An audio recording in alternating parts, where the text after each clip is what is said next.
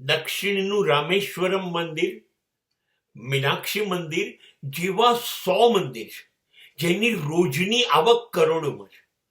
છોડો, બધી જગ્યાએ આવું છે. ગુજરાતમાં જુઓ, અંબાજીનું મંદિર, સોમનાથ, પાવાગઢ, દ્વારકાધીશનું મંદિર, લાખો કરોડો રૂપિયાની આવક આ લોકો પાસે છે. અને છતાંય પૂજારીઓની હરામખોરીને ચોરી વિચાર. તમે ચૂંદડી બહારથી ખરીદીને 100 રૂપિયાની અંદર ચડાઈ, નાળિયેર બહારથી લઈને અંદર ચડાયું, સાકરિયાને સિંગ તમે ચડાયા, એ પૂજારી સાથે બજારના દુકાનદારોનો કોન્ટ્રાક્ટ છે.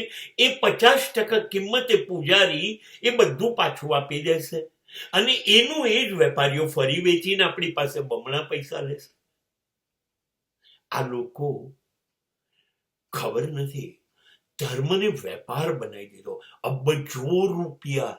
તમને ખબર છે, દક્ષિણ ભારતના મંદિરો સરકારોને, સરકાર ચલાવવા પૈસા આપે છે.